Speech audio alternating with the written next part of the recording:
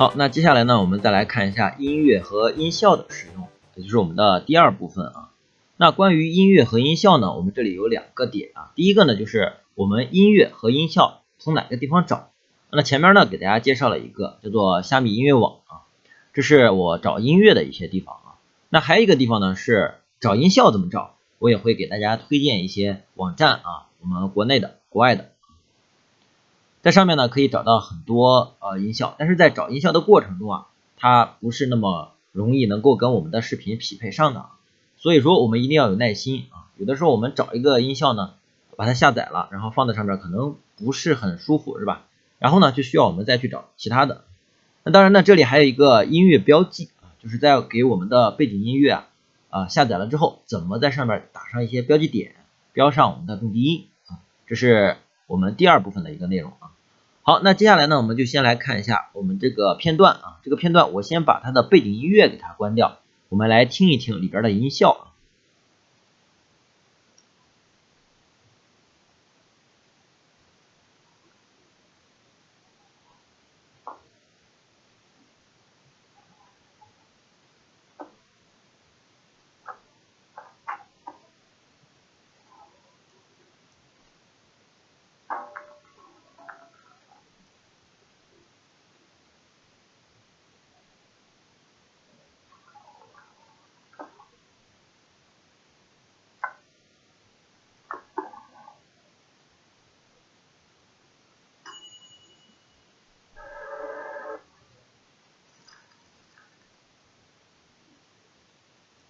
好，这就是所有关于音效的部分了。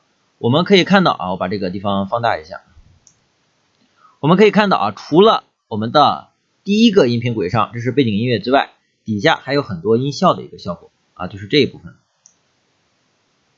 那这一部分音效呢，其实并不是我们在拍摄我们画面的时候录制的啊。我们可以找一段我们的素材啊。其实在真正的录制的时候呢，它的环境是比较嘈杂的啊，所以说我们没有办法去进行现场的一个收音啊。来看一下这个片段，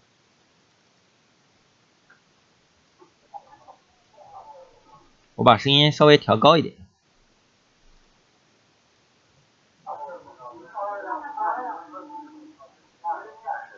这就是当时我们拍摄这个画面的时候的一个环境音啊，因为有好多同学在现场嘛，所以说环境是比较嘈杂的。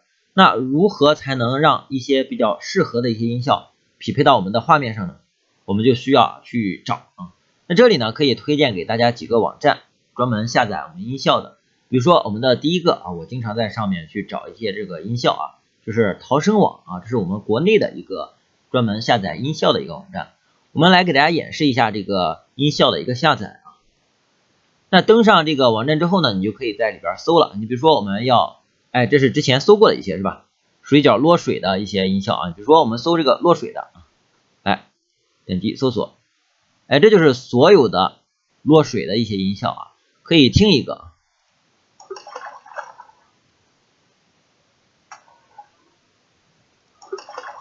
好，那关于水饺落入水中的那个镜头啊，就是用的这个音效啊，我们来看一眼。大约在，我把这个声音先关一下，要不然太吵了。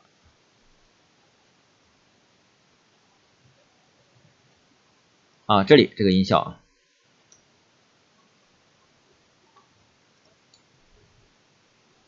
你看这个水饺呢，我们可以看到啊，它是落到这个锅里了，锅里边有水啊，所以有一个落水的一个音效，我们来听一下。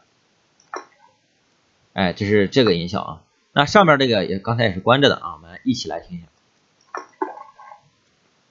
虽然呢不是说特别的真实是吧？水饺落到水里啊，应该没有这么大声音啊。但是如果是配合我们的背景音乐的话，其实还好，是吧？它会被这个背景音乐呢压的声音特别低啊，所以说我们就找了一个声音稍微大一些的这种落水的一个音效啊，用的是这个。好，这是落水啊，你只要输入一个词啊。那当然我们在搜索的时候呢，一定要有想象能力啊。你比如说我们在搜其他的一些词的时候啊，我们看一下啊，捣蒜啊，捣蒜这个就是有一个敲蒜的一个镜头嘛，所以说我搜了一个捣蒜，但是就没有搜出来啊，可以看一下这个镜头。好，就是这个镜头啊，我们把这个音效打开。哎，这是一个敲蒜的一个镜头。再看一遍。哎，这是切姜啊，然后找了2个音效，然后还有个捣成蒜泥这个过程。那这个过程呢，我是没有找到合适的一个音效啊，搜捣蒜的时候呢，搜不出来啊。我们来看一下啊，它是没有这个敲蒜的这种啊。然后我就搜了一个石头，是吧？石头撞击。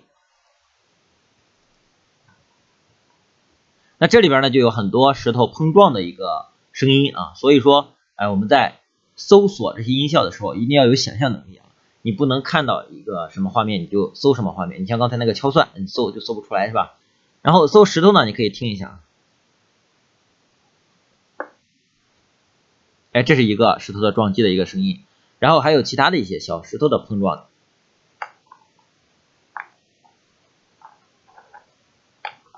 哎，这个也可以啊，也可以把它下载了之后啊，然后用到我们的视频里啊。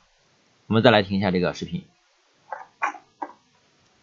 这是砸了2下啊，砸了2下。